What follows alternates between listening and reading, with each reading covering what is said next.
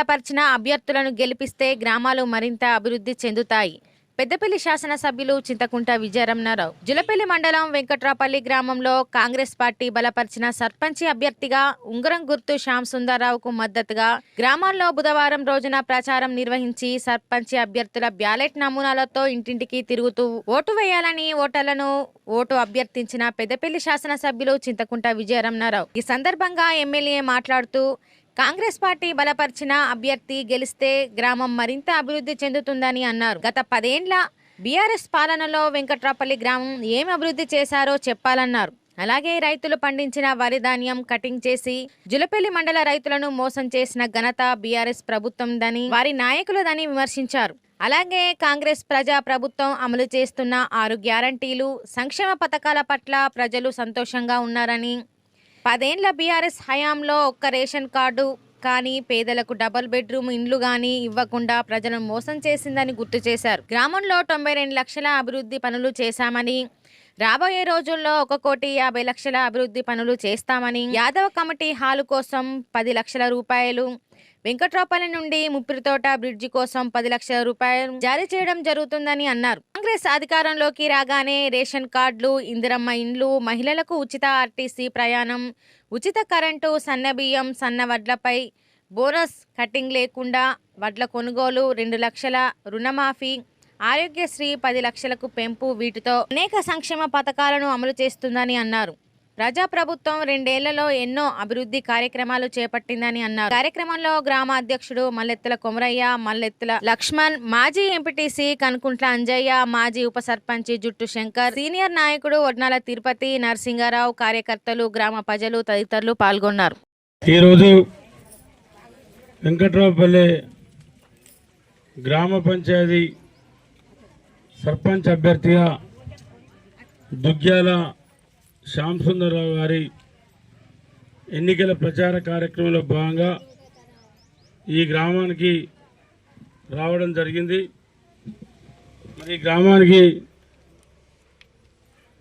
వచ్చినప్పుడు ఈ కార్యక్రమంలో పాల్గొన్నటువంటి సోదరులు నరసింగరావు గారు, మాజీ ఎంపీటీసీ అంజయ్య గారు, గ్రామశాఖ అధ్యక్షులు కొమరయ్య గారు, వారితో పాటు నరసింగరావు గారు, మరి చాలామంది గౌరవ పెద్దలున్నారు. వాళ్ళందరికీ కూడా నమస్సుమాంజలి తెలియజేసుకుంటూ మరి దాదాపు మరి నేను శాసనసభ్యునిగా గెలిచిన దగ్గర నుండి కాచాపూర్ నుండి నిట్టూరు వరకు 12 కోట్ల రూపాయలు శాంక్షన్ చేయడం జరిగింది. మరి ఆ రోడ్డు నిర్మాణం కూడా ఒక 40% ఇప్పటికే బీటీ రోడ్ నిర్మాణం జరిగింది. రాబోయే 2-3 మాసాలలో కాచాపూర్ వరకు కూడా డబుల్ రోడ్ నిర్మాణం కంప్లీట్ అవుతుంది. మరి అదే కాకుండా కాచాపూర్ నుండి జూలపల్లి వరకు 19 కోట్లతోని డబుల్ రోడ్ శాంక్షన్ చేయడం జరిగింది. మరి అది కూడా దాదాపు 60-70% బీటీ రోడ్ నిర్మాణం ఈ వారం 10 రోజుల్లో కంప్లీట్ అయింది. రాబోయే ఒక నెల 2 నెలల మిగతా ఆ 30% కూడా కంప్లీట్ కాబోతూ ఉంది. కొంత దానికి అమౌంట్ తక్కువ పడ్డది. దాన్ని ప్రభుత్వానికి ఎస్టిమేట్ చేసి ఇంకొక 4.5 కోట్లు కావాలంటే దాన్ని ఎస్టిమేట్ చేసి ప్రభుత్వానికి ముఖ్యమంత్రి గారి దృష్టికి తీసుకెళ్ళడం జరిగింది. ఈ సర్పంచ్ ఎలక్షన్ కోడ్ అయిపోయాక ఆ 4.5 కోట్లు శాంక్షన్ వచ్చినాక ఆయనతో జూలపల్లి కాచాపూర్ రోడ్ కూడా మరి D83 కెనాల్ వరకు అది కూడా డబుల్ రోడ్ నిర్మాణం పూర్తి అవుతుంది. మరి వాటితో పాటు మరి నేను శాసనసభ్యునిగా గెలిచిన దగ్గర నుండి దాదాపు మన గ్రామంలో 92 లక్షల పనులు ఈ 2 ఏళ్లలో చేయడం జరిగింది. ఒకటి మినీ హెల్త్ సబ్ సెంటర్, అదొకటి పని స్టార్ట్ కావాల్సి ఉంది. అదేవిధంగా గ్రామ పంచాయతీకి 10 లక్షలు ఇవ్వడం జరిగింది. ప్రైమరీ స్కూల్కు రెనోవేషన్ కోసం 10 లక్షలు ఇవ్వడం జరిగింది. ఎస్సీ కమ్యూనిటీ హాల్ నుంచి వెళ్ళి ఒర్రే మురికి కాలువ వరకు 10 లక్షలు ఇవ్వడం జరిగింది. ఆర్ఎన్బి రోడ్ నుండి దాడి సాగర్ ఇంటి వరకు 10 లక్షలతోని సీసీ రోడ్ నిర్మాణం చేయడం జరిగింది. మద్దికుంట ఊరచేరు వరకు 10 లక్షలతోని గ్రావెల్ చేయడం జరిగింది. అదేవిధంగా ఒర్రే నుండి శ్మశాన వాటిక వరకు 5 లక్షలతోని గ్రావెల్ నిర్మాణం జరగడం జరిగింది.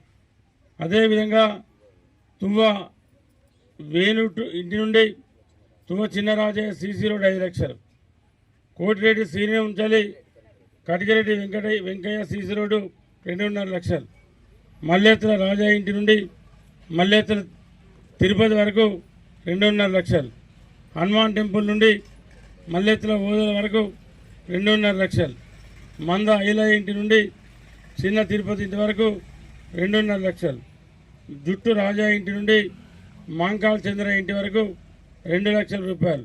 అంటే దాదాపు 92 లక్షలు. మరి ఇంటర్నల్ రోడ్లు కానీ డ్రైనేజ్ కానీ అదేవిధంగా గ్రావెల్ రోడ్లు కానీ ఇది రైతులకు సంబంధించి ఇవి చేయడం జరిగింది.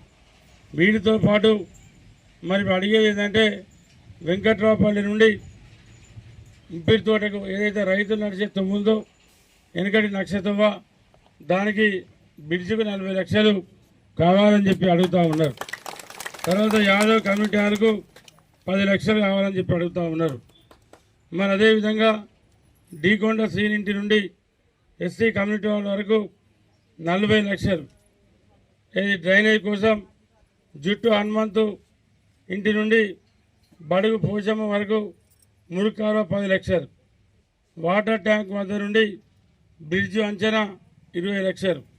ఎంపీయూపీఎస్ స్కూల్ నుండి మెటల్ రోడ్డు 15 లక్షలు. అంటే వీళ్ళు మొత్తం కలిసి 1.5 కోట్లు మరి రాసిస్తా ఉన్నాడు శ్యాంసుందరరావు గారు.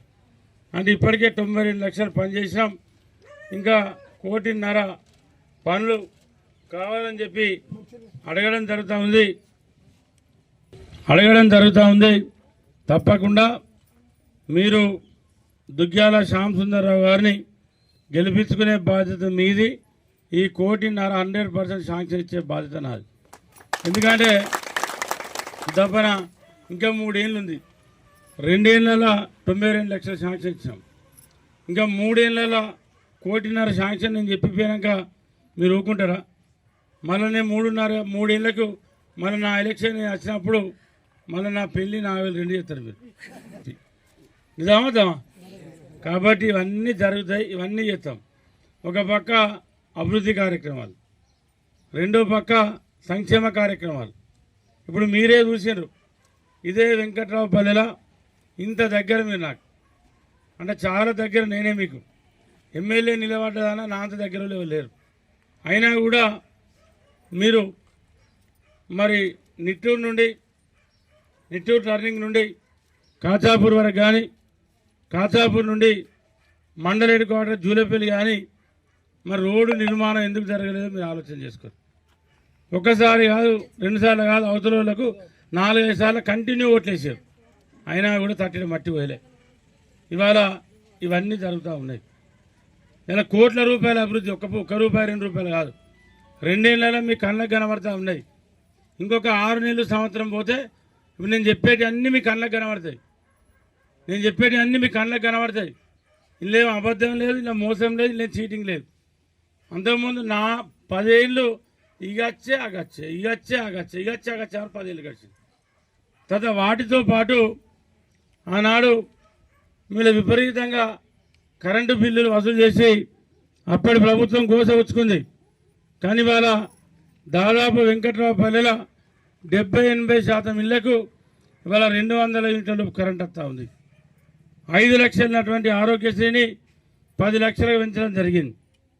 మా మహిళలు, అక్కలు, చెల్లెళ్ళు, మా అమ్మలు ఎటు బస్సు ఎక్కి ఎటువైనా కూడా 0 టికెట్.